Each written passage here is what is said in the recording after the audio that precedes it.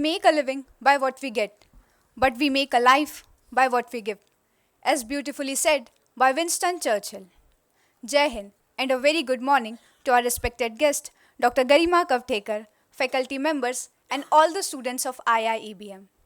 I, Paridhi Sharma, MC for today, accord you a warm and cordial welcome. It gives me immense pleasure to invite you to the corporate guest lecture series, Bodhan. Ma'am, may I have your permission to proceed? Thank you, ma'am. Ladies and gentlemen, we are honored to welcome our esteemed guest for today, Dr. Garima Kavthekar. She is a distinguished social worker, accomplished creative professional, and the founder, director, and CEO of Nisarga Shrishti Welfare Foundation, a rapidly growing NGO committed to environmental conservation, human welfare, education, and the promotion of Indian art and literature. Under her leadership, Nisarga Shrishti Welfare Foundation has been actively working to raise awareness about noise pollution in India and has played a key role in the development of the control honk device, an innovative patented invention by Mr. Gaurav Kavthekar in 2023. Ma'am is a highly esteemed TEDx speaker recognized for her impactful contributions to social causes. She has earned numerous prestigious accolades, including Grah Lakshmi, Mrs. India 2022, first runner-up, Mrs. Maharashtra, Empress of Maharashtra 2021, first runner-up, Mrs. Divine Diva 2021, Mrs. Fashion Icon 2022, and Oziva Holistic Wellness Winner 2022.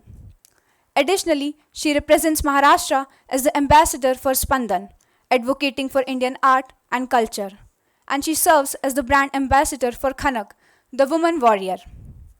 Beyond her leadership in social work and advocacy, Ma'am is a documentary creator, Hindi voiceover artist, national pageant jury member, groomer, career counselor, and motivational speaker. Through her multifaceted initiatives and unwavering dedication, she continues to inspire and drive meaningful change in society. We are truly fortunate to have such a distinguished guest with us today.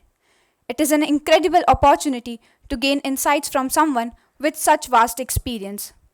With great admiration and respect, I now invite Dr. Garima Kavthekar to address the young minds present over here and share her valuable knowledge with us. Over to you, ma'am. सो इतना अच्छा introduction खुद के बारे में सुन के बड़ा अच्छा लगा मुझे आज. And yes, I am the founder director of Nisarg Srishti welfare foundation. Nisarg Srishti नाम से ही जाहिर है, निसर्ग और सृष्टि इनके संरक्षण को लेके हमारा काम चल रहा है. एंड दिस निसर्ग सृष्टि संरक्षण ये सिर्फ एक लाइन नहीं है, हमारे लिए पूरा गोल है, हमारे लिए पूरा विजन है. सो आप में से कितने ऐसे लोग हैं जो नॉइस पॉल्यूशन से परेशान हैं?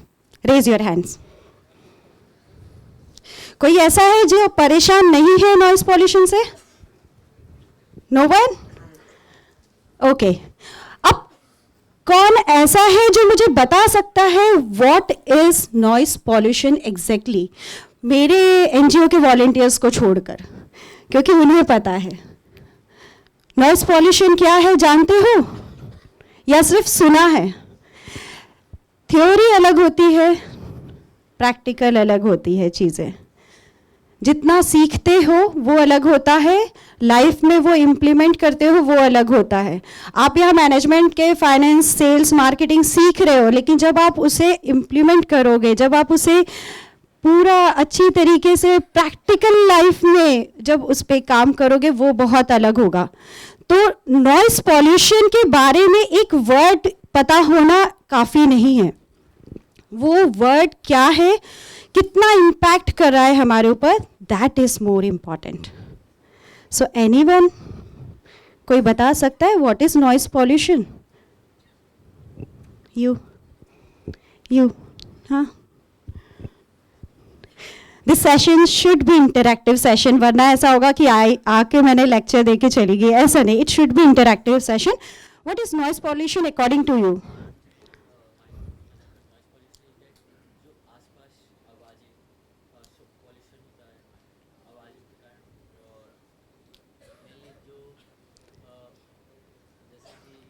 ओके, नो प्रॉब्लम, आप बताइए।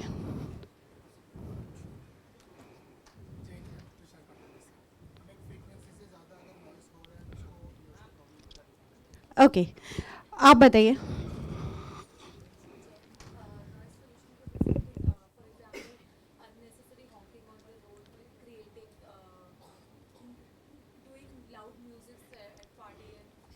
Okay, sit down. Water pollution के बारे में सबको पता है? एयर पॉल्यूशन पता है? नॉइस पॉल्यूशन के बारे में जब मैं पूछती हूँ, चाहे किसी भी school, colleges, institute, teachers, principal, किसी से भी पूछती हूँ, तो उन्हें सिर्फ यही डेफिनेशन पता रहती है जो आप लोगों ने अभी बताने की कोशिश की। What is exactly noise pollution? Noise pollution को हम इससे ज़्यादा, क्योंकि हमने पढ़ाई की नहीं है या पता नहीं चला, अवेयरनेस सेशन है। Why awareness session is more important? Why we Nisarg Srishti welfare foundation is doing this work, taking this topic? Why? The question is why we are working as a non-profit organization, NGO, non-governmental organization, और NGOs के पास बहुत सारे topics होते हैं।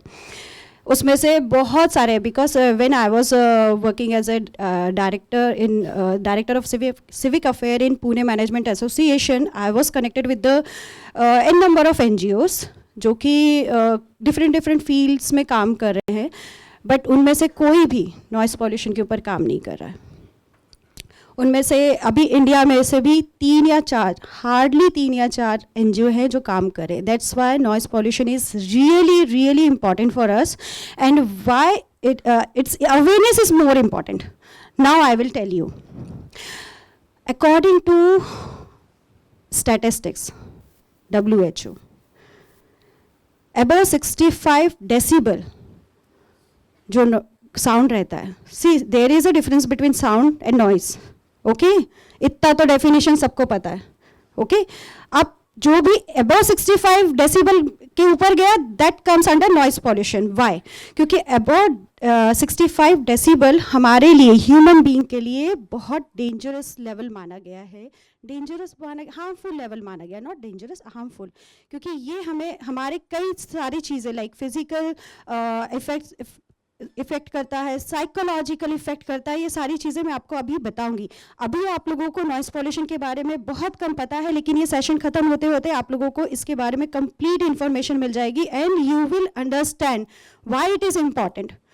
सो above 65 जो decibel रहता है, अगर उसके ऊपर हम लोगों ने किसी भी ऐसे जगह पे गए जहाँ पे बहुत तेज़ नॉइस वॉल्यूम पे अगर हम गाने सुन रहे हैं, या फिर स्टेशन पे हैं, या फिर हम लोग ऐसी जगह पे गए हैं जहाँ पे लाइक क्रिकेट देखने या फुटबॉल वगैरह ये सब देखने जाते हैं, बहुत अच्छा लगता है, लेकिन वहाँ पे जो नॉइस होता है वो अबव 110 डेसिबल के ऊपर होता है। नाउ अंडरस्टैंड कि ये नॉइस कितना हार्मफुल हो सकता है हमारे लिए। Above 65, it will create n number of effects. Effects के बारे में आप लोगों ने थोड़ा बहुत पढ़ा होगा, राइट? कि ये हमें हियरिंग लॉस के तरफ लेके जाता है, डेफ बनाता है, लेकिन हाउ? आप लोगों को पता है इसके बारे में? ओके, आप मेरे NGO के वॉलंटियर्स तो नहीं हो ना? ओके, फिर बताइए।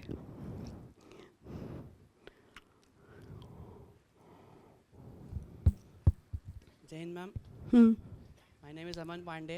एक्चुअली मैम, जब वॉइस रेज होता है ना बिलो 65 डेसिमल से, तो हमारे जो ईयरबड्स होते हैं उसमें हेयर फॉलिकल्स होते हैं, वो श्रिंक करना शुरू कर देते हैं।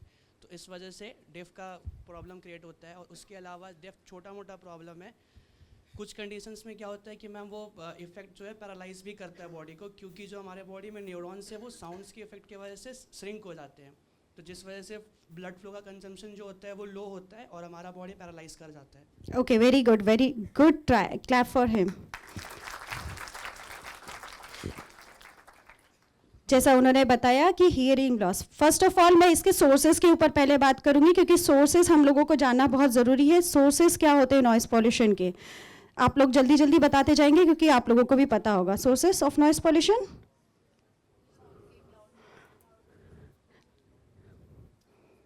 Okay, industrial noise, construction places के, दैट प्लेस बहुत ज़्यादा नॉइस क्रिएट करता है। डोमेस्टिक नॉइस, ठीक है, अननेसेसरी रोड पे जो हॉकिंग होती है, दैट इज क्रिएटिंग नॉइज.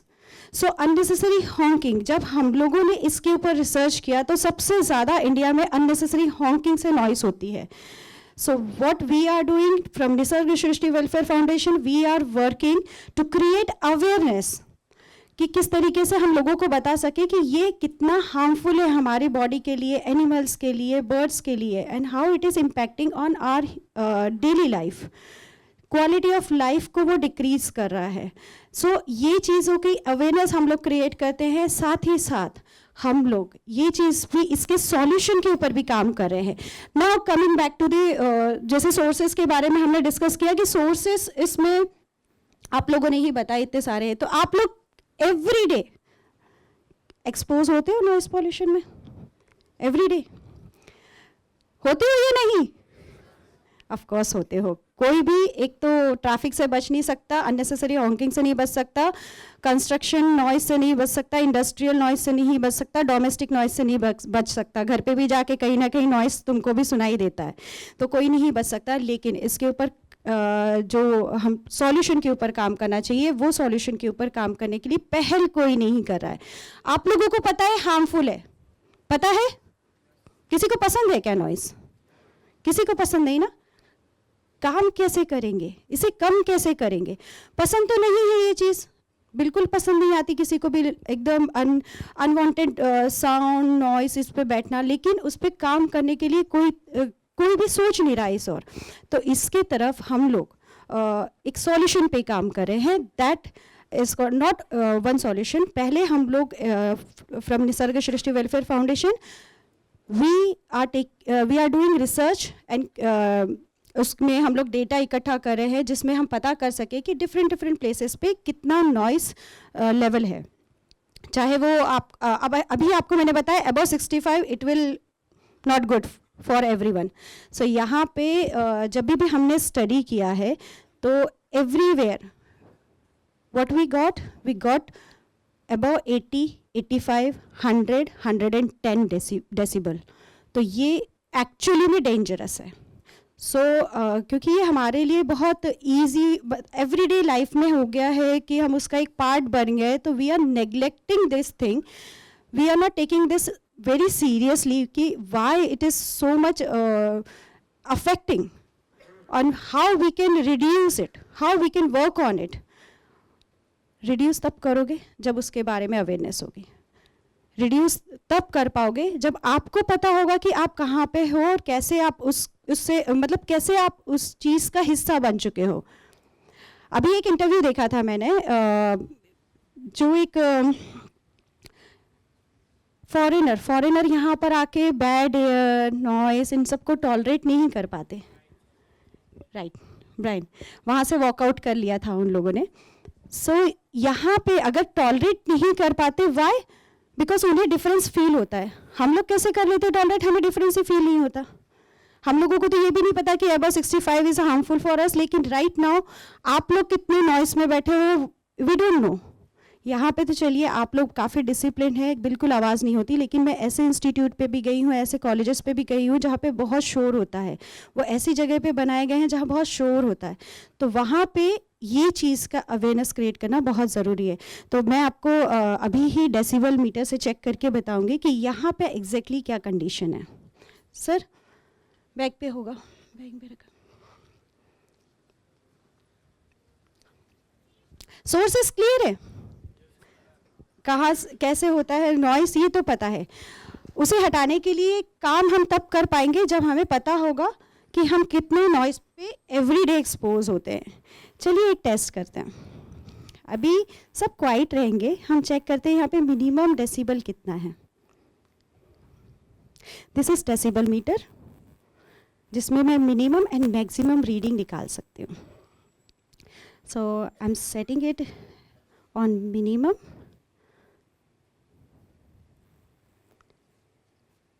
वाह वंडरफुल, 43.3. काफ़ी डिसिप्लिन बच्चे हो, क्लैप फॉर योर सेल्फ.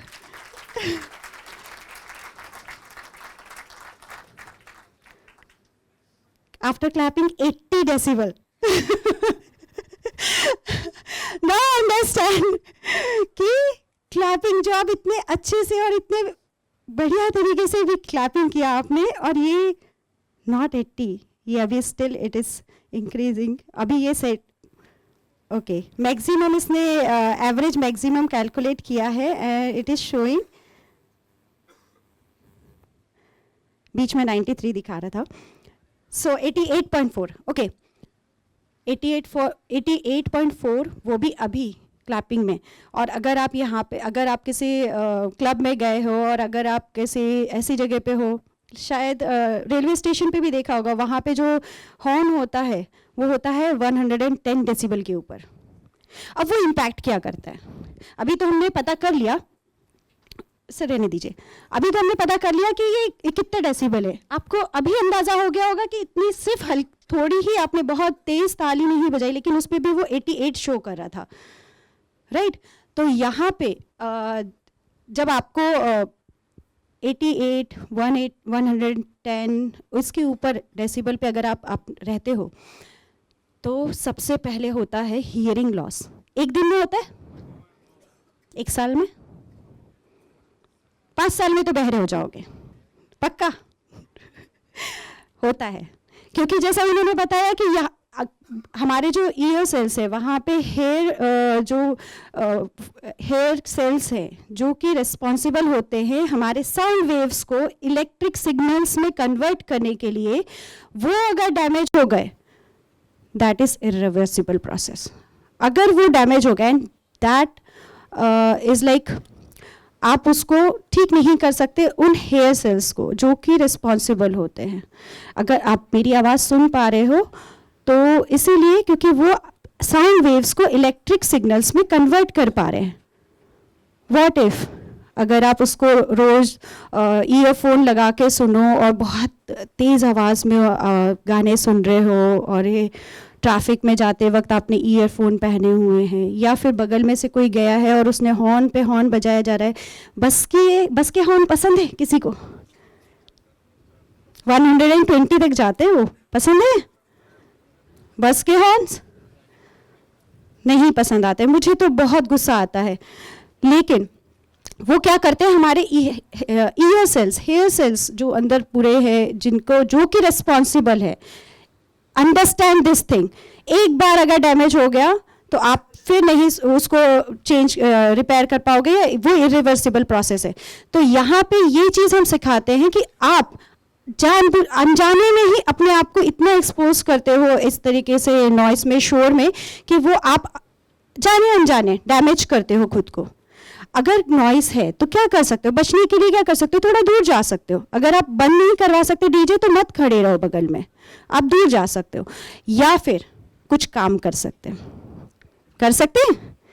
अब प्रॉब्लम तो समझ में आ गई कि कुछ सालों में बहरे हो जाओगे। या फिर हमारा जो यूथ है अभी वो क्या हो रहा है, तुम लोग एवरी डे पुणे में मोर देन 1 लाख व्हीकल गाड़ियाँ आ रही है, एवरी डे आ रही हैं, आरटीओ से पास हो रही है।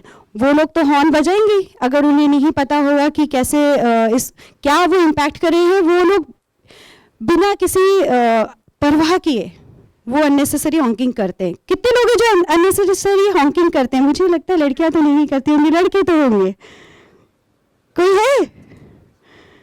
है जो एकदम बाइक चलाते हुए अननेसेसरी हॉकिंग पे ध्यान नहीं देता है कि उसने, या कोई है जो इम्पेशेंट होता है, ग्रीन सिग्नल नहीं हो रहा, 1 मिनट हो गए, जैसे ही ग्रीन सिग्नल हुआ तो पीछे से हॉर्न चालू कर दिया कि कोई है? एनीवन, मैं भी कभी कभी इम्पेशेंट हो जाती है। ऐसे थोड़ी ना है कि हम लोग सब अगर इतने सुधरे होते तो फिर कहाँ क्यों आती मैं सेशन लेने के लिए? बहुत लोग होंगे, लेकिन ठीक है, उस आदत को चेंज करना है। निसर्ग सृष्टि वेलफेयर फाउंडेशन से हमारा पहला काम है अवेयरनेस क्रिएट करना, एजुकेशन के थ्रू, सेशन के थ्रू, और उन लोगों को डेमो दे के, वर्कशॉप के थ्रू हमें एजुकेशन क्रिएट करनी, अवेयरनेस क्रिएट करनी है। तो यहाँ पे आप लोग अननेसेसरी, पहले तो आप लोग सीखो, जितने भी लोग हो, अननेसेसरी हॉकिंग से या अननेसेसरी लाउड म्यूजिक से या किसी चीज़ों से, इन सब से हम खुद को भी डैमेज करते हैं, आसपास के इन्वायरमेंट को भी, एनिमल लाइफ को भी, वाइल्ड लाइफ को भी। अंडरस्टैंड? डू यू थिंक कि अगर ह्यूमन बीइंग इफ इतने अफेक्ट हो सकते हैं तो एनिमल्स भी हो सकते हैं, वाइल्ड लाइफ भी हो सकती है? Do you think? यस और नो? ऑफ कोर्स, क्योंकि वो लोग भी, उनका कम्युनिकेशन उसी बेस्ड पे रहता है, वो कम्युनिकेशन में उनको प्रॉब्लम आती है एक दूसरे के साथ में, उन लोगों को भी साइकोलॉजिकल स्ट्रेस होता है। अभी साइकोलॉजिकल स्ट्रेस की बात करें, क्योंकि हमने अभी फिजिकल इफेक्ट की बात कर ली कि चलो हियरिंग लॉस हो जाएगा, लेकिन साइकोलॉजिकल इफेक्ट क्या होता है, कोई बताएगा? नॉइस पॉल्यूशन से साइकोलॉजिकल इफेक्ट क्या होता है हमारे ऊपर?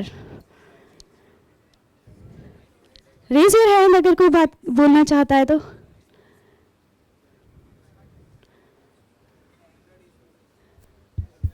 एंगर, बैठ जाओ, मतलब तुम्हें गुस्सा आता होगा। ऑफ कोर्स यस, मुझे भी आता है। इसके लिए देखो, बी ट्रूथफुल, यस तो यस, नो तो नो। क्योंकि आप डिसिप्लिन की बात करो तो डिसिप्लिन सिर्फ सीधे स्ट्रेट बैठे रहना या कुछ नहीं बोलने को नहीं होता। बी रियली चूज वाइसली और बी ट्रूथफुल। आपको गुस्सा आता है या नहीं आता है जब आप आप जाते हो ट्रैफिक में, रुकते हो ट्रैफिक में, नॉइस सुनते हो, तो आता है या नहीं आता है? आता है, मुझे भी बहुत आता है। तो ओके, मुझे टाइम का ध्यान नहीं रहता, अभी काफ़ी है।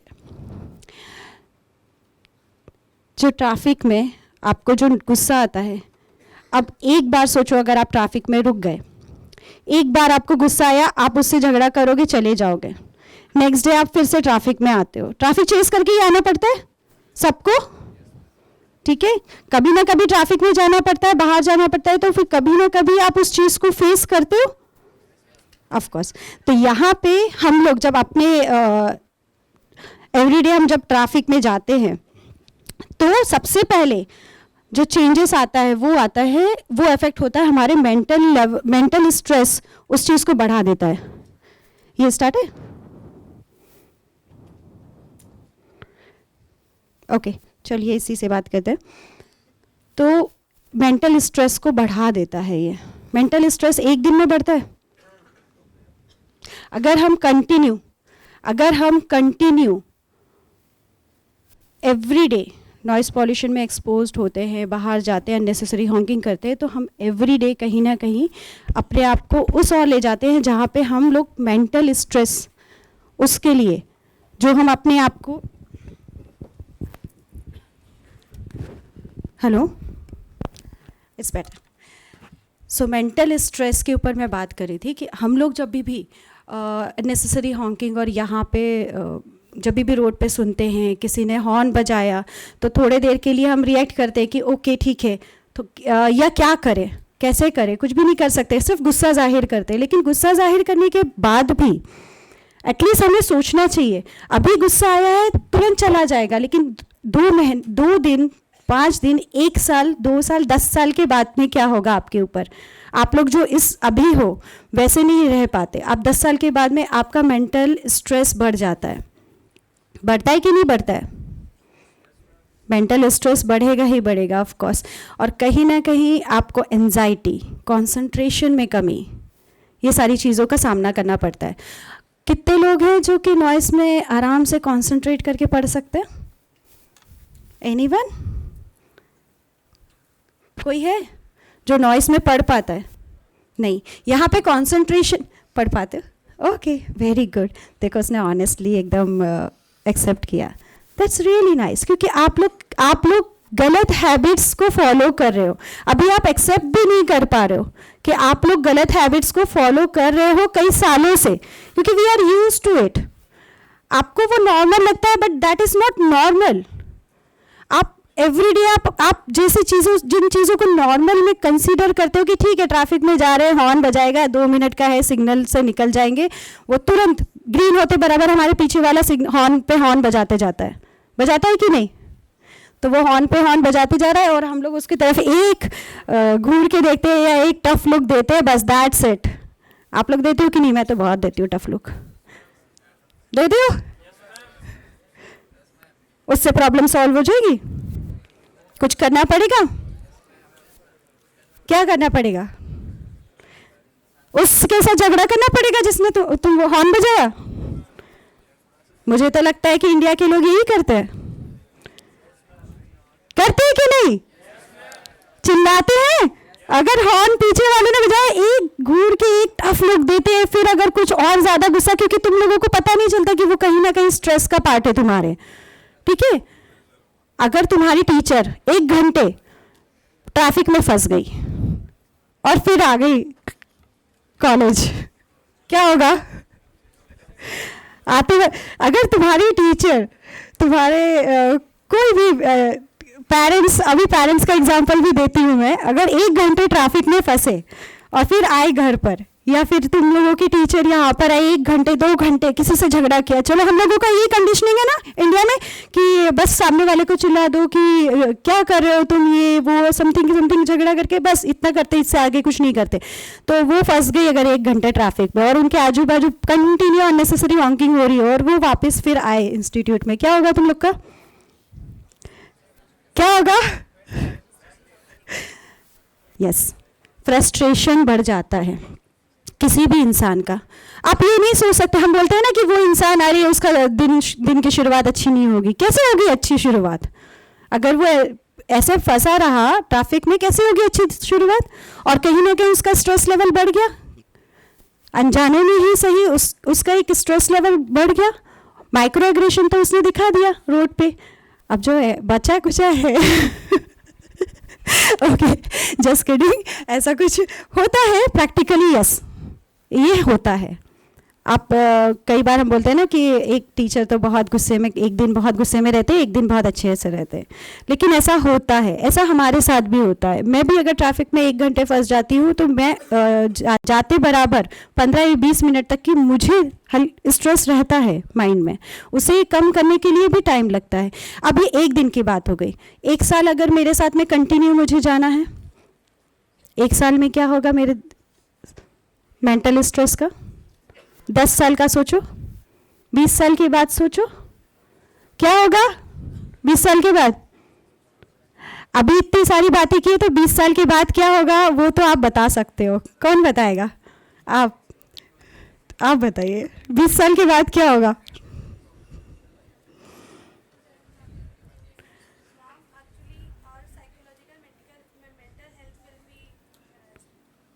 बीस साल बाद सो ये कहीं ना कहीं कहीं ना कहीं हमारी पूरी पर्सनालिटी को चेंज कर देगा। चेंज करेगा? 10 साल पहले तो मैं ऐसी नहीं थी, अब 10 साल के बाद में मैं ऐसी क्यों हूँ? आपने कभी सोचा है आपके घर में जो गुस्सा करता है सबसे ज़्यादा इंसान, वो ऐसा क्यों है? पहले तो ऐसा नहीं था। कहीं ना कहीं उसके पीछे नॉइस पॉल्यूशन है। सोचा ये इस बारे में? कभी नहीं सोचा था ना। कहीं ना कहीं वो उस परेशानी को हर रोज झेल रहा है। हम लोग उस चीज़ को नज़रअंदाज कर रहे हैं जो सबसे इम्पॉर्टेंट है। नाउ अंडरस्टैंड, सबसे ज़्यादा इम्पॉर्टेंट है। एयर पॉल्यूशन के ऊपर आप बाद में काम कर सकते हो, बहुत सारे लोग कर रहे हैं। वाटर पॉल्यूशन के ऊपर भी बहुत सारे लोग कर रहे हैं, वो भी इम्पॉर्टेंट है।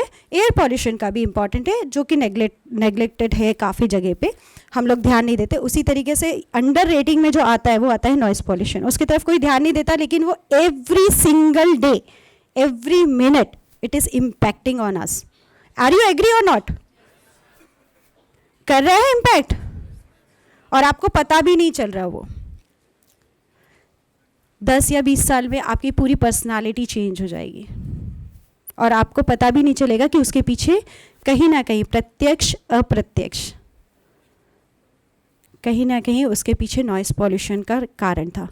तो ये जो चीज़ है अवेयरनेस, इट्स इम्पॉर्टेंट। मैं यहाँ पे नॉइस पॉल्यूशन क्या है उसके ऊपर लेक्चर देने नहीं आई हूँ, मैं यहाँ पे आप लोगों को बताने आई हूँ कि actually it is impacting on your life every day, every single minute, and you are not at all observing it. You should be watchful, you should be really अगर आप लोगों को सारी चीज़ें अगर आपके लिए इम्पॉर्टेंट है तो आपके लिए आपकी हेल्थ भी इम्पॉर्टेंट है, आपकी मेंटल हेल्थ भी इम्पॉर्टेंट है। निसर्ग सृष्टि welfare foundation is working on it, जहाँ आप लोगों को बता सके कि आप आपके मेंटल हेल्थ को नेग्लेक्ट कर रहे हैं और उसके ऊपर कहीं ना कहीं आपके अंदर अवेयरनेस की कमी है। So what is the main reason for that? No, what is the main reason for that? Lack of awareness. Understand? So आप लोगों में से कितने लोग सच में इसके लिए अवेयर थे कि आप लोग अभी जाओगे 1 घंटे रुक जाओगे और आप जो वो माइक्रो एग्रेशन दिखाओगे घर में जाके, गुस्सा दिखाओगे, वो कहीं ना कहीं आपको वो कनेक्ट करोगे, अगर उसकी जड़ पे जाओगे तो वो आपके लिए ट्रैफिक में फंसना या नॉइस पॉल्यूशन में एक्सपोज्ड होना रहेगा। कितने लोग अवेयर थे आप लोगों में से? रेज योर हैंड्स, ऑनेस्टली बता दो। अवेयर थे तो हाँ मेरे वॉलंटियर्स तो अवेयर ही होंगे, उन लोगों का सेशन ले चुके। कितने थे? Okay 1 2 3, only 3। बाकी के वॉलंटियर्स कहाँ हैं? 4 5 6 7 8, ओके 9 10 ओनली, ओके ओके। सो यहाँ पे सिर्फ जो निसर्ग सृष्टि वेलफेयर फाउंडेशन से जुड़े हैं उतने लोग अवेयर है। नाउ अंडरस्टैंड स्टूडेंट्स, आप लोगों को डेसिबल मीटर के बारे में इसके पहले नहीं पता, या आप लोगों ने स्टडी नहीं करा। डिसिप्लिन में रहो, बहुत अच्छी बात है, लेकिन आपके साथ क्या हो रहा है एवरीडे, आपको ये भी पता होना चाहिए कि आपके हेल्थ, मेंटल हेल्थ के लिए आप लोग कितना रॉन्ग कर रहे हो चीज़ें, कितनी चीज़ों को रॉन्ग तरीके से एग्जीक्यूट कर रहे हो। जैसे लड़के बाइक चलाते वक्त अननेसेसरी हॉकिंग नहीं करना, आज के बाद तो बिल्कुल भी नहीं। दूसरों को टफ लुक भी मत देना क्योंकि वो दे आर नॉट अवेयर, ठीक है। झगड़ा मत करना, हाँ 1 घंटे के बाद में मैं नहीं कुछ बोल सकती, कर लेना, लेकिन इसके लिए कुछ काम करना चाहिए। डू यू रियली थिंक इसके लिए हमें काम करना चाहिए? क्यों करना चाहिए? स्पीक आउट, अवेयरनेस के लिए। अभी आप लोग अवेयर हो गए कि हार्मफुल है ये। मैं क्योंकि टाइम कम है इसलिए मैं इसकी पूरी डिटेल और रिसर्च पेपर के और स्टैटिस्टिक्स पे नहीं जा रही हूँ, वो आप लोग खुद स्टडी कर सकते हो। लेकिन yes, it is impacting our life every single day, every minute. तो ये चीज़ के लिए आप लोग पहले तो अवेयर हो जाओ, आप लोग खुद स्टडी करो, आप लोग पढ़ो, आपका नेचर जो चेंज हो रहा है, आप लोगों को स्ट्रेस जो हो रहा है उसके पीछे रीज़न क्या है। As she said, I am personality and grooming expert और पर्सनालिटी डेवलपमेंट में भी काम करती हूँ। तो मेरा ऑब्जर्वेशन आप लोगों को बताती हूँ कि कई लोगों को एक्चुअली उन्हें पता ही नहीं रहता कि उनकी पर्सनालिटी ऐसी क्यों है। Why they are so stressful most of the time, why they are so anxious. कोई डिप्रेशन का शिकार हो रहा है, कोई कुछ, लेकिन उन लोगों को जड़ नहीं पता रहती। अब सारे डिप्रेशन नॉइस पॉल्यूशन से कनेक्टेड नहीं है, एग्री। वजह तो हो सकती कहीं ना कहीं, उनकी लाइफ स्टाइल तो हो सकती है, जाने अनजाने ही सही, हो सकती है या नहीं, लास्ट में हो सकती है या नहीं, लाइफ स्टाइल अफेक्ट करती है उनको, ये हो सकता है कि नहीं।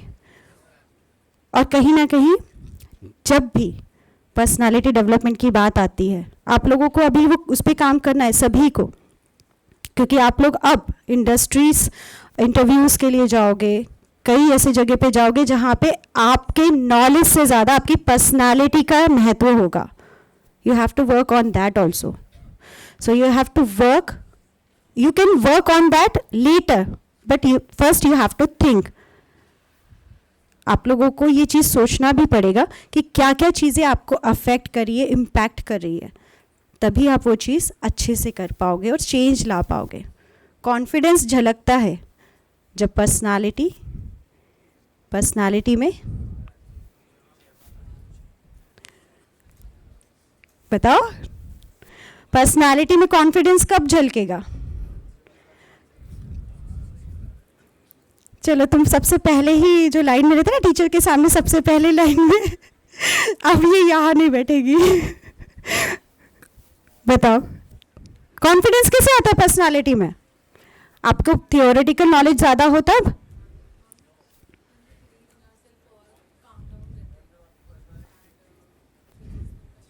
ओके बैठ जाओ। पर्सनालिटी में कॉन्फिडेंस तब आता है when you are aware about yourself first, when you are aware from the topic, when you know yourself very well. कहाँ आप लोगों को प्रॉब्लम होती है, कहाँ आप नहीं बोल पाते हो, किस एरिया पे आप बहुत कॉन्फिडेंट हो और कहाँ आपको इम्प्रूवमेंट की ज़रूरत है, ये सारी चीज़ों में आती है कॉन्फिडेंस। इसी तरीके से अगर आप लोगों को ये पता हो कि आपकी पर्सनालिटी धीरे धीरे चेंज हो रही है just because of this simple pollution जिसके बारे में कोई बात भी नहीं करता, तो आप उसकी तरफ ध्यान देना शुरू करोगे, उसको अवेयर करने, उसके बारे में लोगों को बताना शुरू करोगे, ठीक है। तो ये काम जितने भी हमारे वॉलंटियर्स हैं, निसर्ग सृष्टि वेलफेयर फाउंडेशन के जितने भी वॉलंटियर्स हैं, उनका सबसे पहला काम होता है कि पहले तो खुद जाने नॉइज़ पॉल्यूशन क्या होता है, सेकंड काम होता है कि नॉइज़ पॉल्यूशन को कैसे कम किया जा सके, ठीक है। Now coming back to the solution, solution क्या हो सकता है? Anyone can try. सॉल्यूशन क्या हो सकता है इसके ऊपर?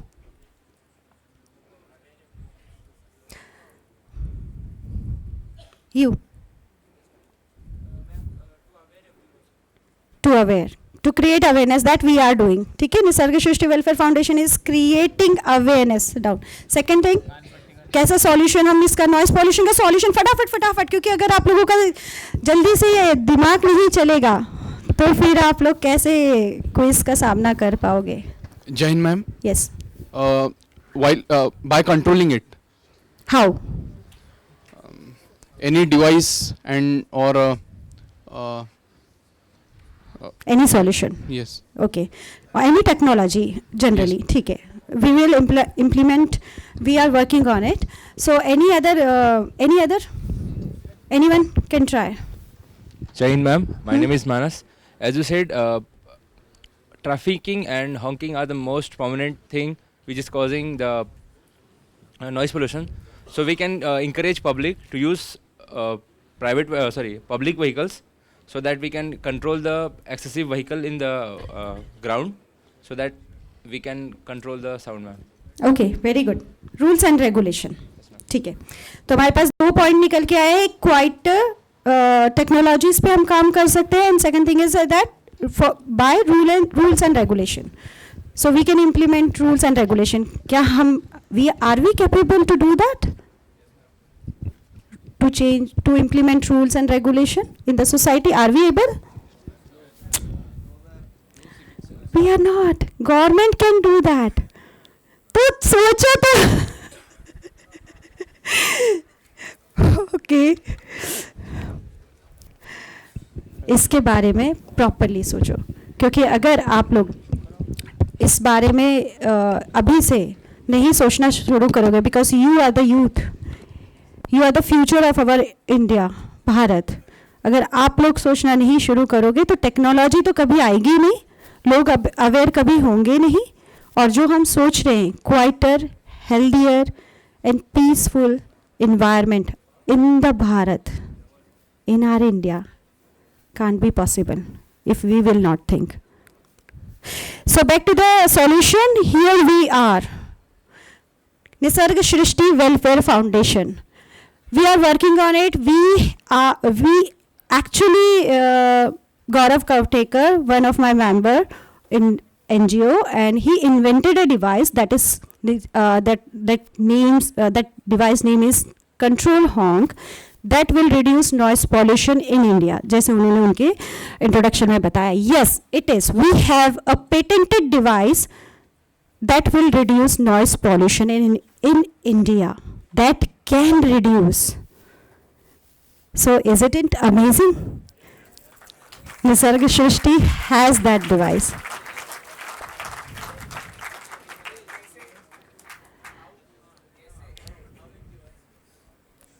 I'll come on it. किसी भी चीज़ के बारे में सोचना अभी शुरू से शुरू करेंगे, क्योंकि डिवाइस तो एक एंड प्रोडक्ट पर आ गए. अभी हम लोग जब बात करते हैं मैनेजमेंट से रिलेटेड, तो डायरेक्ट एंड प्रोडक्ट के बारे में नहीं बात करते, पहले उसकी प्रोसेस के बारे में बात करते हैं. तो पहली बार तो जब हम लोग ने इसके ऊपर काम करना शुरू किया, दैट डिवाइस हम लोगों को जो पेटेंट मिला है वो 9 साल की कड़ी मेहनत के बाद मिला है. तो 9 साल की कड़ी मेहनत हम लोगों ने उस पर की है, हम लोगों ने स्टडी किया है, हमने डेटा कलेक्ट किया है. ऑफकोर्स मेरे पास कम टीम थी, but we worked on it. 2 या 3 लोगों के साथ में, me, Gaurav and 2 more people, we were working on it. उसके बारे में हम लोग स्टडी भी करते थे, रिसर्च भी करते थे, but because of Gaurav's hard work हम लोग कहीं ना कहीं उस डिवाइस को बनाने में सफल हुए, उसका पेटेंट लेने के लिए सफल हुए 9 सालों में. दैट उसका फंक्शन मैं आप लोगों को बाद में बताऊंगी, लेकिन अभी मैं पहले बात करना चाहूँगी कि नॉइस पॉल्यूशन के बारे में। जैसे उन्होंने बताया एक टेक्नोलॉजी को हम इंट्रोड्यूस कर सकते हैं दैट वी हैव, ठीक है। Now I can proudly say that we have that device जिसको अगर हमने मार्केट में इम्प्लीमेंट लॉन्च किया या लेकर आए तो definitely it will help us to reduce noise pollution throughout India. But वो बहुत लॉन्ग प्रोसेस है, बहुत ज़्यादा, क्योंकि गवर्नमेंट के थ्रू हम उसको लेकर आ सकते हैं अभी। बिकॉज अब मेरे पास में ये ऑप्शन है कि या तो मैं डिवाइस के ऊपर काम करूँ कि मार्केट में कैसे लॉन्च किया जाए, या मैं अवेयरनेस क्रिएट करूँ। So I chose to create awareness, I chose to collect data, to do research on it. अब वो मेरे अकेले से तो नहीं होने वाला, मैं अकेले तो सारा रिसर्च वर्क नहीं कर सकती। So what we are doing with our volunteers, we are collecting data different places में, डिफरेंट जगह पे हम जाकर वहाँ पे नॉइस लेवल, जैसे मैंने आपको बताया, डीबी मीटर्स के थ्रू हम मिनिमम एंड मैक्सिमम लिमिट को हम लोग रिसर्च करते हैं, डेटा कलेक्ट करते हैं, उसका हम डेटा इकट्ठा करें कि कौन सी जगह पे सबसे ज़्यादा नॉइस लेवल है। नाउ यहाँ पे मैंने आपको बताया एक डिवाइस के बारे में, लेकिन क्या उतना ही काफ़ी होगा कि मैं सिर्फ एक डिवाइस बना के पेटेंट करवा लूँ या फिर उसके ऊपर 10-20 साल लगा के उसको लॉन्च करने के लिए काम करूँ तो फिर नॉइस कम हो जाएगा? क्या उतना काफ़ी है? नहीं। What can be the alternate solution? What can be? Awareness तो हम क्रिएट कर रहे हैं। Now we are working on a different project. That project is really important and आप लोगों के IIBM की तरफ से सारे स्टूडेंट मुझे उस चीज़ में हेल्प कर रहे हैं। बहुत सारे more than 15 volunteers I have now, and वो हेल्प कर रहे हैं एक डिजिटल पैनल को लॉन्च करने के लिए। That project, how it will work, that digital panel will create both, awareness भी क्रिएट करेगा और दूसरा वो डेटा भी कलेक्ट करेगा।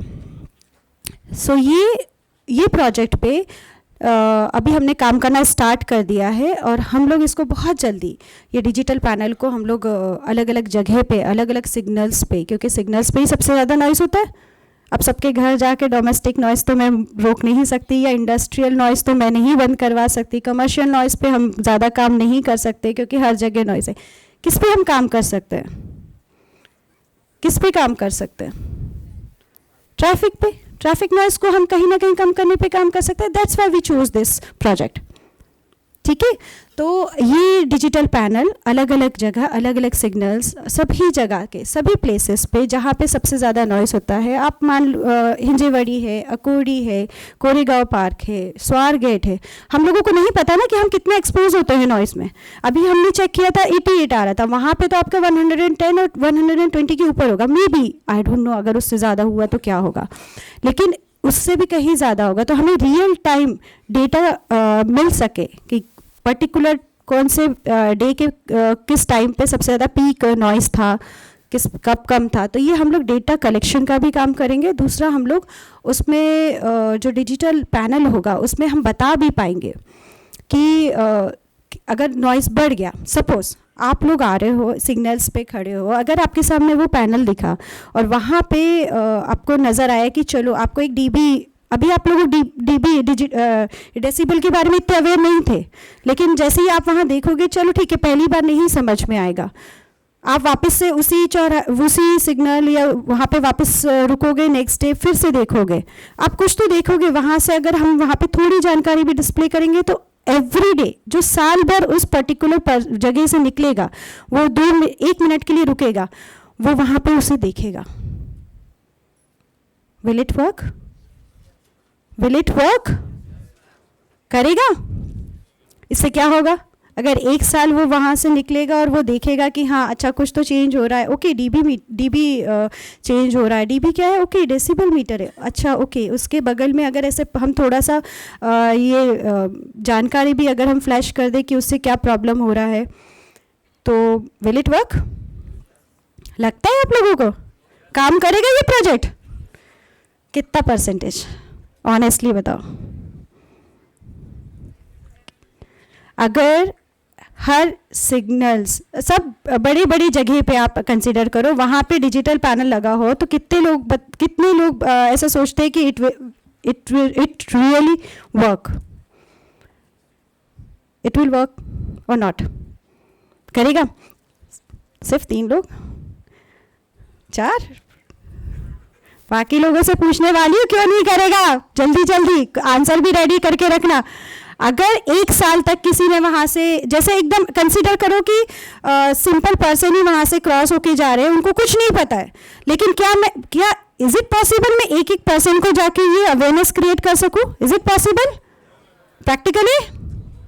तो हमें क्या करना पड़ेगा? कुछ ऐसे सॉल्यूशंस पे काम करने पड़ेंगे। ये मैंने आपको एग्जाम्पल बताया जो हम प्रोजेक्ट पे काम करने वाले हैं, लेकिन आप लोग भी कई सारे सॉल्यूशंस लेके आ सकते हो। मैनेजमेंट के स्टूडेंट्स हो ना, सेल्स, मार्केटिंग, फाइनेंस, एवरीथिंग, बहुत सारे प्रोडक्ट पे काम करना पड़ेगा, बहुत सारी चीज़ें सोचनी पड़ेगी, सॉल्यूशंस पे सोचना पड़ेगा। तो सॉल्यूशंस पे भी वर्क करने के लिए आप लोग भी मुझे बता सकते हो, अगर आप लोगों के माइंड में कोई ऐसे सॉल्यूशंस आ रहे हैं कि आपको लगता है कि नहीं it will work more and हम लोग काम कर सकेंगे नॉइस को कम करने के लिए, तो आप लोग मुझसे शेयर कर सकते हो, हम वो भी प्रोजेक्ट शुरू कर देंगे। तो ये निसर्ग सृष्टि वेलफेयर फाउंडेशन के अभी 2 मेन इम्पॉर्टेंट काम चल रहे हैं। फर्स्ट है क्रिएट अवेयरनेस, सेकंड है हर स्कूल कॉलेजेस की बात कर रही हूँ, अवेयरनेस मुझे हर स्कूल कॉलेजेस में क्रिएट करना है, स्टूडेंट्स को ही ये सारी इन्फॉर्मेशन देनी है। Why? Because you are the future. आप ही लोग लेके, या तो आप लोग अपने अभी करंट जनरेशन को हम डेफ बनाएंगे, या फिर हम उन्हें इतने अवेयर कर देंगे कि वो एटलीस्ट एक क्वाइटर पीसफुल इन्वायरमेंट की तरफ हमें ले चले। तो आप लोगों की भी ये जिम्मेदारी है कि सिर्फ नॉलेज अपने तक मत रखो, उसे स्प्रेड करो। अगर आपको यहाँ आज के सेशन में ज़रा भी लगा है कि हाँ इसके बारे में हमने कभी सोचा नहीं, तो उसके बारे में पढ़ो, सोचो, उसके बारे में और काम क्या किया जा सकता है, रिसर्च करो।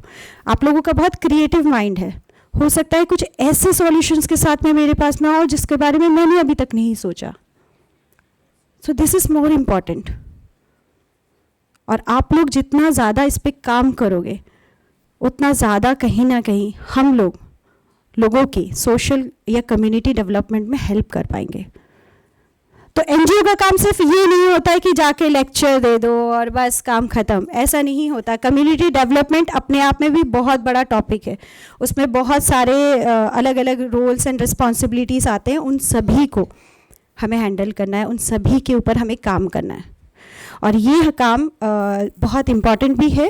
आप लोगों के पास में अभी बहुत सारे एनजीओस आकर अपने बारे में बता के गए होंगे, आप लोग मिले हैं एनजीओस के, बाकी और बहुत सारे उन लोगों के काम, आई थिंक उनमें से कोई नॉइस पॉल्यूशन के ऊपर तो नहीं काम कर रहा होगा। So that's why we are unique, we have solutions, we have to implement it. ठीक है, बाद में हो जाएगा, 2 साल 5 साल टाइम लगेगा, लेकिन we have to do it, we have to start. अभी से हमने ये काम शुरू किया है तो 2 साल में उसका रिजल्ट डेफिनेटली आएगा।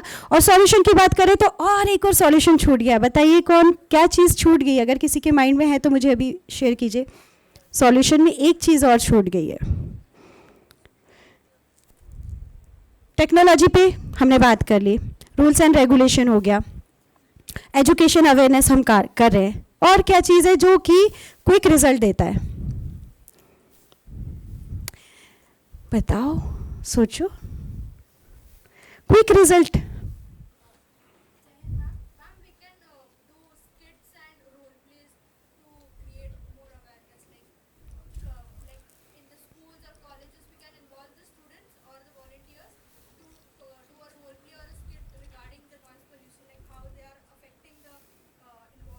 ओके, गुड ट्राई, वो भी आ जाएगा एजुकेशन एंड अवेयरनेस के अंदर। एक और चीज़ है, आप लोगों ने इसके बारे में सुना ज़रूर है या कभी पढ़ा ज़रूर होगा, लेकिन अभी आप लोग उसके बारे में सोच नहीं पा रहे क्योंकि आप लोगों ने इसके पहले कभी नॉइस पॉल्यूशन के बारे में सोचा ही नहीं। वो चीज़ होती है पैनल्स के या फिर ग्लास, नॉइस प्रूफ ग्लास के बारे में सुना है किसी ने? अब कैसे याद आया? ये भी चीज़ सिखानी है। हम लोग पढ़ बहुत लेते हैं, सुना था ना आप लोगों ने ग्लास के बारे में, नॉइस प्रूफ ग्लास, लेकिन किसी को याद नहीं आया। इसी तरीके से आप लोग जी रहे हो। आप लोग बहुत सारी चीज़ें पढ़ लेते हो, बहुत सारी चीज़ें आप थियोरेटिकल चीज़ों को बस क्रॉस कर जाते हो। प्रैक्टिकली जब वो बात आती है तो आप लोग उतने एक्टिवली आप लोगों ने अपने माइंड को उतने एक्टिवली ट्रेन नहीं किया है कि वो तुरंत आपके पास में सॉल्यूशन दे। और अभी यहाँ पे एनजीओ के बारे में बताते बताते मैंने इतने सारे टिप्स आपको आपके पर्सनालिटी डेवलपमेंट के ऊपर दिए हैं। उन टिप्स को ज़रूर याद रखना। आप लोग ने पढ़ा था नॉइस प्रूफ ग्लास, लेकिन हम 1 घंटे से बात कर रहे हैं नॉइस के ऊपर, लेकिन किसी को भी वो शब्द याद नहीं आया। तो अभी मार्केट में कितने सारे नॉइस प्रूफ ग्लास हैं? है या नहीं? अभी पूछूंगी ना कोई कंपनी के बारे में बताओ तो कोई नहीं बता पाएगा।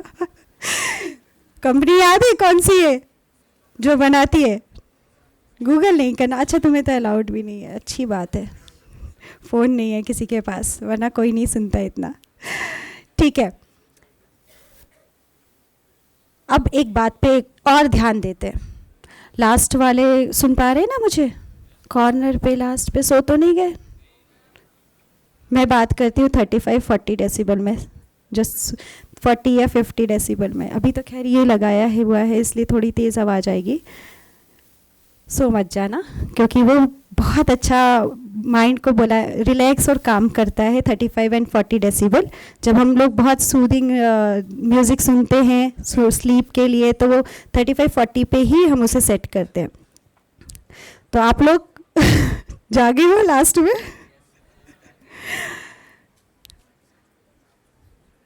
नॉइस प्रूफ ग्लास, हम उसके बारे में बात कर रहे थे। तो नॉइस प्रूफ ग्लास के लिए आप लोगों में से कितने लोगों के घर पर है? ओह माय गॉड, एक ही हाथ उठा रहे, वेरी गुड। ओके, आप ही थोड़ा डिस्क्राइब कर दो। आपके घर पे है नॉइस प्रूफ ग्लास? वाओ, किस कंपनी का है? Ma'am company I am not aware, but product के बारे में I am aware. Okay, like basically क्या होता है मैम कि every sound has a frequency, and for that, like suppose I'm talking to you, the air molecules inside the auditorium is waving that length and वो sound आपके पास जा रहा है, that's why you are hearing my sound. Correct. तो sound proof glass क्या होता है ma'am, वो कंक्रीट रहता है पूरा, उसमें से कोई वेवलेंथ क्रॉस नहीं कर पाता है। तो मॉलिक्यूल्स क्या होता है, सपोज आई एम टॉकिंग, तो मेरे सामने जो मॉलिक्यूल्स है वो चार्ज हो रहा है, उसके बाद उसके सामने वाला मॉलिक्यूल्स चार्ज हो रहा है, तो वो साउंड वेव ऐसे ट्रेवल करता है। करेक्ट। तो साउंड प्रूफ ग्लास क्या करता है, उस चीज़ को ही कैंसिल आउट करता है, जहाँ पे ज़ीरो रेजिस्टेंस पैदा होता है, जिस वजह से कोई इलेक्ट्रॉन्स वहाँ पे नहीं वो हो पाते। इस वजह से वहाँ पे वो वेवलेंथ क्रिएट नहीं होता है और साउंड ट्रैप हो जाता है फर्स्ट रो पे ही, मतलब पहले ही उस पे, फर्स्ट लेवल पे। हाँ। Very good, clap for him.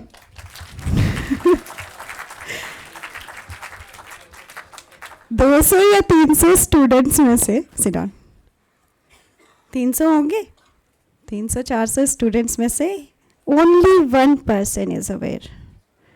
और एक है आपके घर? ओके, आप भी बताइए, बताइए।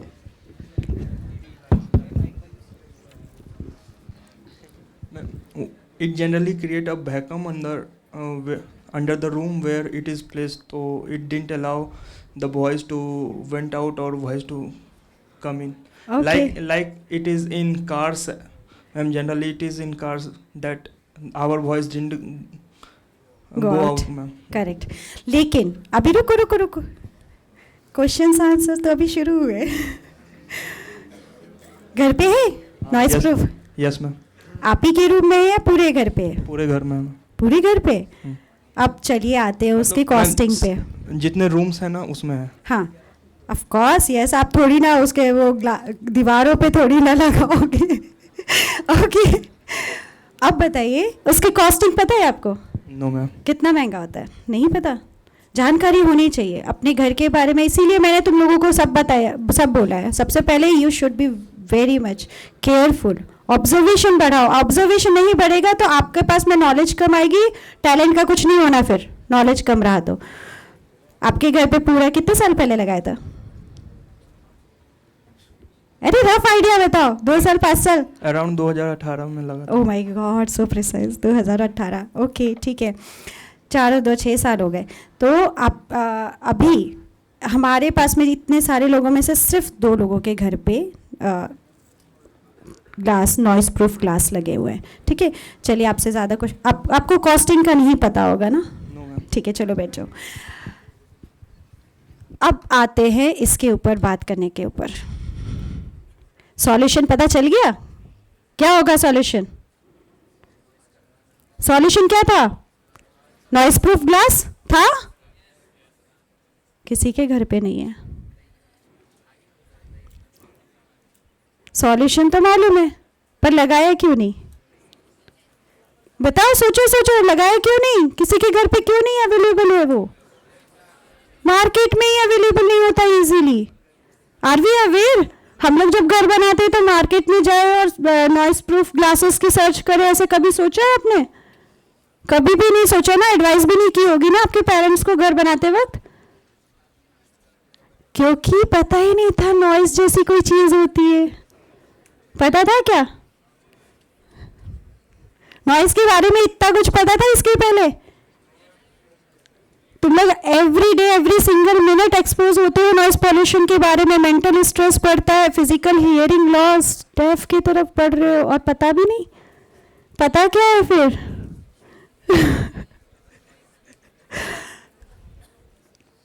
अंडर रेटिंग है ये पॉल्यूशन, बहुत अंडर रेटिंग है। सबसे ज़्यादा हम इससे इम्पैक्ट होते हैं एवरी डे और किसी को कुछ नहीं पता। Is it important to create awareness or not? आज आप लोगों को पता नहीं है तो आपको लगता है दूसरे किसी इंस्टीट्यूट या कॉलेजेस और दूसरी जगह पे उनको भी पता होगा या नहीं पता होगा? क्या लगता है? नहीं पता होगा ना? We should work on it as a team. We should create awareness. ठीक है, मेरे पास में I worked with more than 50 NGOs I guess, लेकिन उनमें से everyone is worried about air pollution. Oh my god, बहुत ख़राब क्वालिटी हो गई है। ठीक है, गुड, सच में हो गई है ख़राब, करना चाहिए काम। Thousands of NGOs are working for it. Thousands? Okay, cool. वो भी कम है क्योंकि एयर बहुत ख़राब है। वाटर पॉल्यूशन पे कम से कम 2000 से ज़्यादा लोग काम कर रहे होंगे। अगर हम लिस्ट निकालेंगे ना तो 2000 से भी ज़्यादा काम कर रहे होंगे। ये वाटर पॉल्यूशन बहुत ख़राब है इंडिया का, ये एंड वो। नॉइस पॉल्यूशन के ऊपर सर्च करना आज, क्या रिजल्ट आता है? करोगे सर्च? करना ही चाहिए, क्योंकि अगर आप नहीं सर्च करोगे तो आप लोगों को पता नहीं चलेगा, क्योंकि ये चीज़ आपको 10 या 20 साल बाद इम्पैक्ट करेगी। इसके लिए आप इसको नेग्लेक्ट कर रहे हो। Water pollution, air pollution quick एकदम रिजल्ट देता है, आपकी तबीयत ख़राब हो जाती है, ICU में एडमिट हो जाते हो, इसलिए ऐसा लगता है कि अरे उसी पे ध्यान देना है। नो, दूसरी चीज़ भी है।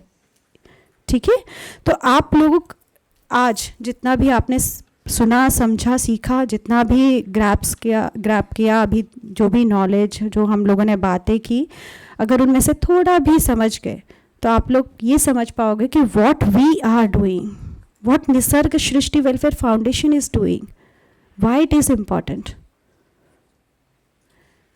Here, coming back to my NGO vision and mission, my vision is to create awareness. Everyone, एक गांव के बच्चे को भी पता होना चाहिए, इतनी अवेयरनेस क्रिएट करना, ये मेरा विजन है। मिशन क्या? मिशन भी इसी से रिलेटेड है कि इसे किसी न किसी तरीके से, अभी हमने सॉल्यूशन पे बात की, इसके अलावा भी अगर कोई सॉल्यूशन अगर आपके माइंड में आ रहा हो, आप लोग मुझे बिल्कुल कांटेक्ट कर सकते हैं, बता सकते हैं। I will be happy.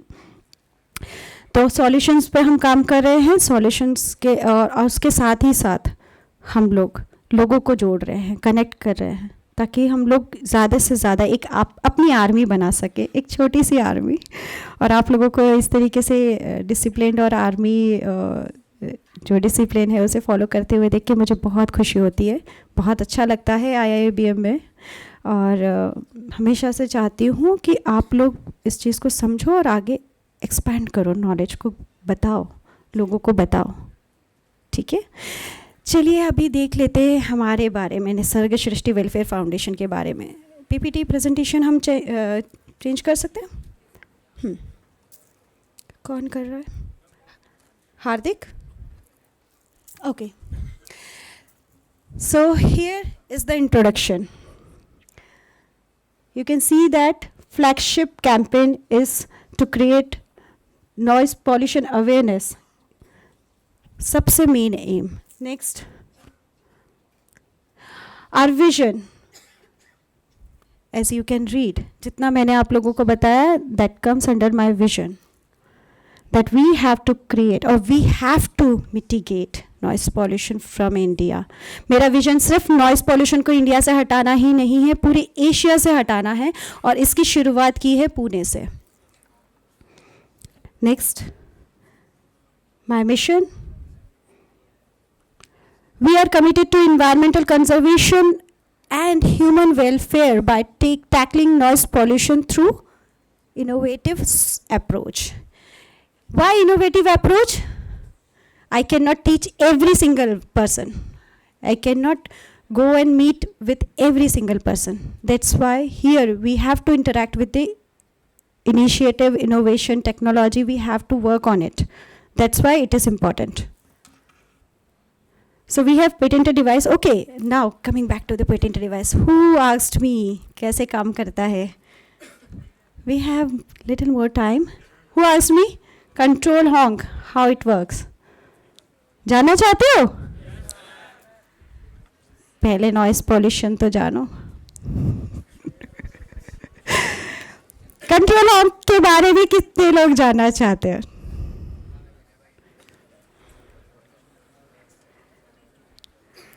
Good, बाकी लोग सो गए लगता है. ओके, सो एक छोटी सी स्टोरी बताऊंगी 5 मिनट के अंदर. When I was in US between 2014 to 2018, we lived in a very peaceful environment. वहाँ कोई नॉइस नहीं है. वहाँ पे हॉर्न बजाना मतलब किसी को अब्यूज़ करना ऐसे माना जाता है. वहाँ हमने एक्सपीरियंस किया कि हम क्या करते हैं, कैसे रहते हैं और किस पॉल्यूशन में रहते हैं. पहली बार हमारे माइंड में आया जब हम वहाँ यूएस से इंडिया पे आए. अब continuous we were thinking on it कि क्या किया जाए, क्या किया जाए. आप लोगों ने देखा होगा, कई बार आप लोगों ने सुना होगा कि सब लोग है ना शिकायत करते हैं. शिकायत करने से कुछ होता है? शिकायत करने से कुछ नहीं होता. We have to work on it. पहले तो सोचना पड़ता है. 1 साल के करीब तो हम लोगों ने ये सोचने पे लगाया कि किस तरीके से इस पे काम किया जाए, किस तरीके से इस पे कुछ लोगों को बताया जाए और भारत के लोगों को एक पीसफुल एनवायरनमेंट दिया जाए. We researched on it. उसके बाद में हमें पता चला कि नहीं, अकेले कुछ नहीं कर सकते, कोई टेक्नोलॉजी के थ्रू ही हम इसे लोगों तक ला सकते हैं. पीयूसी अभी सब करवाते because it is compulsory by the government. Without PUC, can you buy any car, vehicle, anything? No. But कुछ समय पहले तक की तो था.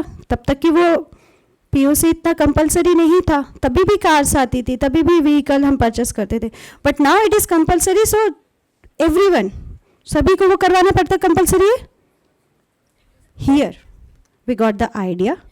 कुछ ऐसी चीज़ें हमें बनानी पड़ेगी जिसके थ्रू हम लोग गवर्नमेंट के थ्रू हम लोग उसे लेकर आ सके ताकि वो कंपलसरी हो उन सभी के लिए, तो वो थोड़ा चेंज हो सके.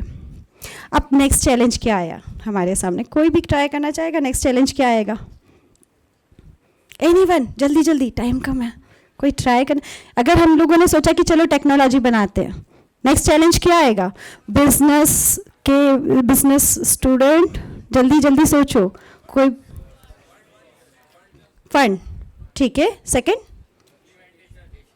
इम्प्लीमेंटेशन. थर्ड, गर्ल्स क्या कर रहे हो तुम लोग? क्या चैलेंज आता है कोई भी प्रोडक्ट के? अगर हम टेक्नोलॉजी को के बारे में सोचे तो हमारे बीच पहले सामने चैलेंज क्या आता है? Customer, consumer. ओके, ये तो एंड पे पहुंच गए, अभी तो प्रोडक्ट बना भी नहीं. पहले फर्स्ट लेवल पे सोचो. R&D, ठीक है, वो हमने किया 1 साल, वो मैंने बताया. उसके बाद नेक्स्ट चैलेंज क्या आया होगा? रिसोर्सेज. ठीक है, चलो अभी आप लोगों ने काफ़ी ब्रेन स्ट्रोमिंग कर लिया अभी आपके पास सारे ऑप्शन खत्म हो गए. अब मैं बताती हूँ. नेक्स्ट हमने सोचा, देखो कोई भी प्रोडक्ट बनाना या किसी के, अभी मैं आप लोगों को एक चीज़ बता रही हूँ कि किस तरीके से आप सोचोगे कोई काम को, अगर आगे चल के बिजनेस भी करना हो या कुछ भी प्रोडक्ट लॉन्च करना है तो ये शुरू से शुरू किया जाता है. फर्स्ट स्टेप के बाद सेकंड स्टेप, फिर थर्ड स्टेप क्लियर की जाती है. फर्स्ट स्टेप क्लियर हो गई थी R&D करने का, सेकंड स्टेप क्लियर हो गया था, हमने R&D के दौरान ही सीख लिया था कि यहाँ के लोगों की habit is the most important thing जिसे हमें चेंज करनी है. हैबिट चेंज करनी पड़ेगी ना. अननेसेसरी हॉकिंग आपकी हैबिट्स में है, लोगों की हैबिट्स में है. तो क्या करना पड़ेगा? प्रोडक्ट बना के मैं सेल करूंगी, कोई नहीं लेने वाला. कुछ ऐसा प्रोडक्ट बनाना पड़ेगा जो कि हैबिट्स पे काम करे. Is it sound challenging? Challenging है? हैबिट्स बदल सकते हो किसी की भी? चलो अभी तो 200 लोग हैं, 2 करोड़ लोगों की बात सोचो. जाके खड़े होगे, बोलोगे, बताओगे अरे ये बहुत डेंजर है या हार्मफुल है, कोई हैबिट चेंज करेगा? करेगा? सबसे बड़ा चैलेंज क्या आया था हमारे बीच? हैबिट्स. क्योंकि हमारे रगों में हम लोगों को बता ही नहीं जाता. बचपन से हम वो वैसे ही ट्रैफिक कैओस में रहते हैं और कैओस में ही जीते हैं.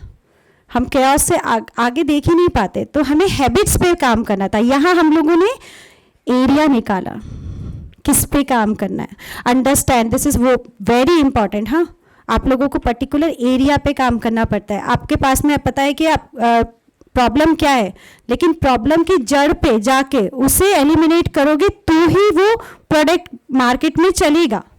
अगर मैं कोई ऐसा प्रोडक्ट बना दूं कि जो कि कंपटीशन है या उसके ऑलरेडी, अगर मैं पैनल्स बना देती नॉइस प्रूफ, तो क्या वो चल पाता था या फिर चलेगा? नहीं चलेगा उतना, क्योंकि मेरे कंपटीशन में ऑलरेडी वो बहुत सारे लोग हैं. अगर हम लोग यहाँ पे बात कर रहे हैं कि यूनिक आइडिया की, how to mitigate noise pollution, unique idea चाहिए, यूनिक अप्रोच चाहिए, यूनिक थॉट चाहिए. तो thought was that how to change human behaviour. Bharat के, बाहर के नहीं. भारत के लोग आसानी से मानते हैं? नहीं मानते. उनके लिए ये डिवाइस काम करेगा, क्योंकि अगर ये गवर्नमेंट की तरफ से आया है, उनकी तरफ से हम ये लेकर आ पाए, तो it will change unnecessary Hawking pattern. अब पैटर्न्स के बारे में बात करते हैं. हम लोगों ने पैटर्न्स को देखा, पैटर्न्स को ध्यान दिया. तो पैटर्न्स की बात करें तो यहाँ पे हम लोग क्या करते हैं, सिग्नल पे खड़े होते हैं या रेड अगर लाइट है तो वेटिंग जो टाइम रहता है, बहुत इम्पेशेंट हो जाते हैं. पैटर्न क्या है?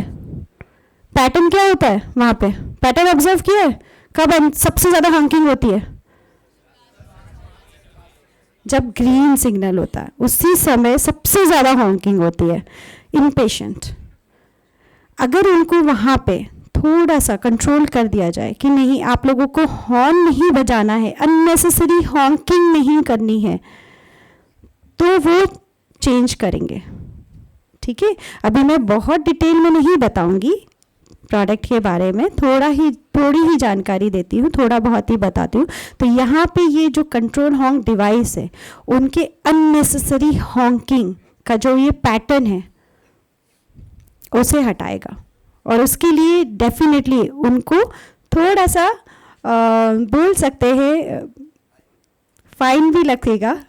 ऑफ कोर्स अगर उन लोगों ने अननेसेसरी हॉकिंग करी तो उन्हें फाइन बोला जा सकता है, फाइन लगेगा. लेकिन मैं बहुत ज़्यादा इसलिए बोल रही हूँ कि डिटेल में नहीं बताऊंगी इसके बारे में. अब अगर फाइन की बात आ जाती है, भारत के लोग कंजूस है कि नहीं है? अगर मैं उन्हें बोलूंगी कि आपको फाइन लगेगा. अब एक और चीज़ सोचो, किसी के माइंड में कोई क्वेश्चन है इससे रिलेटेड कि कैसे हम फाइन ले सकते हैं? फाइन कैसे ले सकते हैं? किसी के भी माइंड में आया? फाइन कैसे ले सकते हैं? ट्रैफिक पुलिस को बोलेंगे क्या जिसने भी हॉर्न बजाया उससे फाइन कलेक्ट करो? Is it possible? प्रैक्टिकल है? प्रैक्टिकल नहीं है ना, क्योंकि वो तो सिग्नल क्रॉस करने के बाद में भी वो बजा सकता है हॉर्न. तो प्रैक्टिकल चीज़ों पे हम लोगों ने काम करा है कि उनके जो पर्टिकुलर व्हीकल है, 2 व्हीलर 4 व्हीलर ट्रक, बस, इनमें ही इनबिल्ट वो कंट्रोल होम डिवाइस आए। ठीक है, अब थोड़ा थोड़ा सा समझ में आने लग गया होगा कि हाउ इट विल वर्क। नहीं आया? किसी नहीं आया? रेज योर हैंड किसी को अगर नहीं समझ में आया।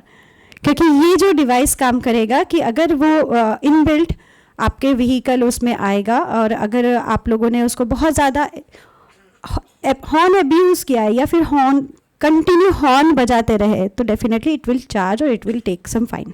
अब ठीक है, तो ये तो एक ऐसा था जो मैंने आपको बताया कि हाउ इट विल वर्क, जो बहुत एकदम सुपरफिशियल लेवल पे बताया है।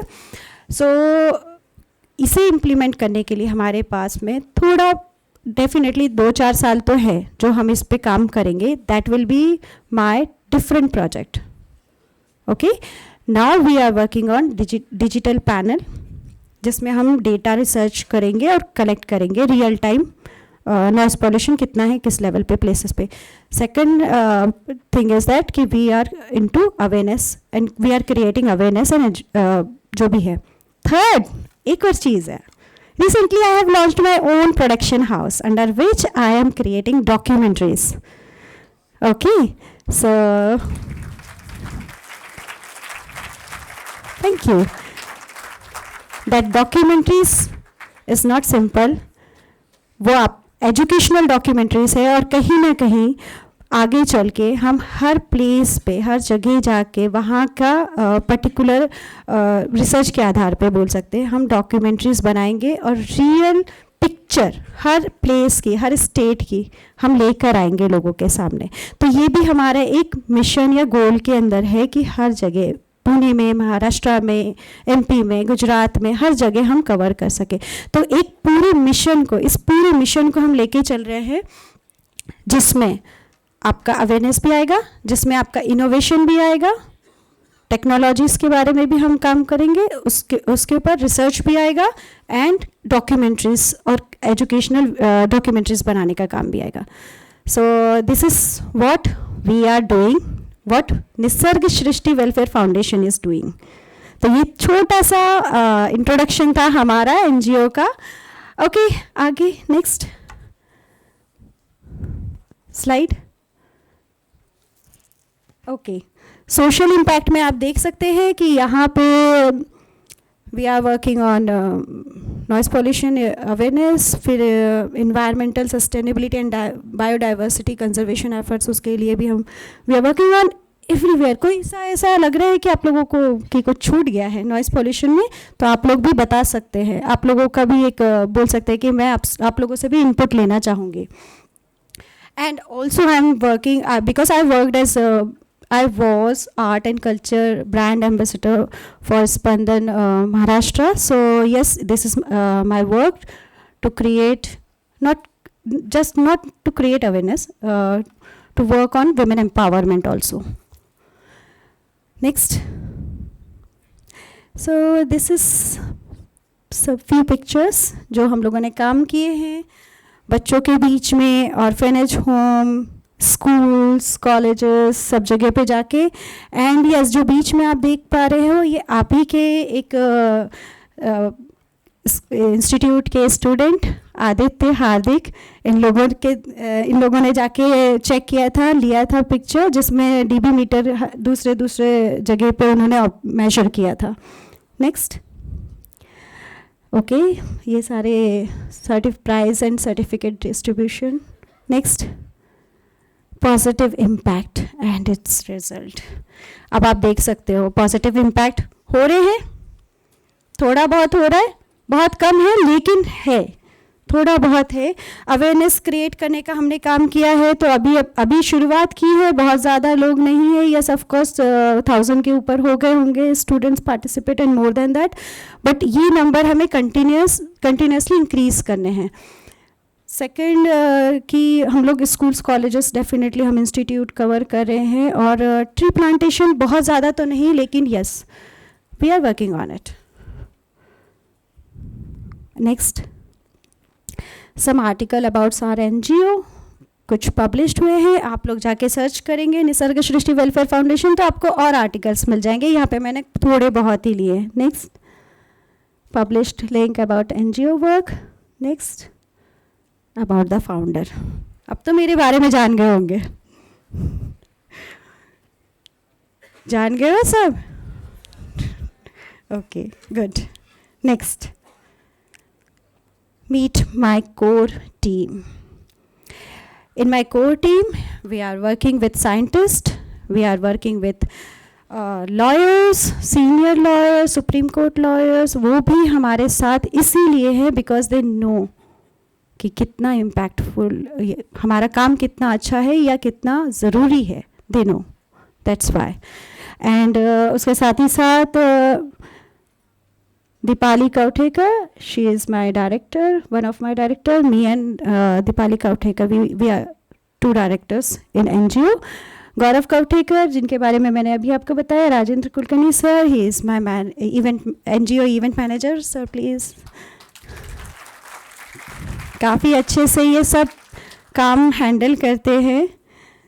And we have environmentalist, advisor, बहुत लोग यहाँ पे सबका मेंशन नहीं कर सकती थी, लेकिन yes, we have producer, we have director, Mumbai से we have different people. तो ये सब क्यों आए और क्यों जुड़े हैं? क्योंकि उनका भी कहीं ना कहीं वो लोग भी परेशान है और वो कहीं ना कहीं चाहते हैं कि ये चेंज हो. NGOs के साथ में सिर्फ आप ये नहीं बोल सकते कि आपको जाके काम करना है. ये थॉट कभी नहीं आना चाहिए. हमें समाज के लिए काम करना है, समाज को चेंज करना है, फिर चाहे वो कोई किसी भी लेवल पे काम करता हो. कई सारे लोग यहाँ पे मेरे एडवाइज़र हैं NGO में, कई सारे लोग वॉलंटियर्स हैं, कई रिसर्च में हैं, कुछ मुझे लाइक लॉयर्स वो एडवाइस देते हैं फर्म को, NGO को कंटिन्यू. अच्छा, CSR के लिए भी आप लोगों का है ना एक CSR प्रोग्राम के लिए? तो अभी CSR तो आप जानते हो, तो CSR के लिए we are working on it. और ख़ास तौर से हम लोग इसी टॉपिक के ऊपर किस तरीके से हम प्रोजेक्ट डिज़ाइन कर सकते हैं और प्रोजेक्ट पे काम कर सकते हैं, उस पे ही हमारा CSR प्रोजेक्ट राइटिंग चल रहा है अभी. और रही बात डॉक्यूमेंटेशन की, तो आप लोग अवेयर होंगे 12A ATG is compulsory, CSR certification is compulsory for NGO. तो ये कुछ डॉक्यूमेंटेशन होता है. NGO Nisarg Srishti welfare foundation is registered under section 8 company. It comes under company. So किसी भी NGO में 3 तरह के रजिस्ट्रेशन होते हैं. फर्स्ट होता है ट्रस्ट, सेकंड होता है society, and third is section 8 company. तो निसर्ग सृष्टि welfare foundation is registered under section 8 company. Okay, so अभी बहुत नई संस्था है, नया फाउंडेशन है. 2023 में इसे मैंने इस्टेब्लिश किया था और इसी को कंटिन्यू इसी विजन और मिशन के साथ में आगे लेके चल रही हूँ. और आप लोगों की तरह यंग माइंड्स, इन लोगों को कनेक्ट करना, ये भी एक मिशन का पार्ट है. Alright, so I hope everything, और जितना मैंने बातें बताया वो क्लियर होगा आप लोगों को. Thank you so much. इतनी अच्छी ऑडियंस मुझे मिली आज, तो आप लोगों का बहुत बहुत शुक्रिया. As we conclude this enriching session of awareness about noise pollution, we extend our heartfelt gratitude to Dr. Garima Kauthekar for sharing her invaluable insights and experiences with us today. Her passion, dedication, and remarkable journey have undoubtedly inspired us all. We are truly privileged to have had the opportunity to learn from such a distinguished leader and social change maker. On behalf of everyone present here, thank you once again, ma'am, for your time and wisdom. We are excited to witness the lasting impact of your work as it continues to inspire and motivate future generations. And we eagerly anticipate your next visit to our campus very soon. Thank you.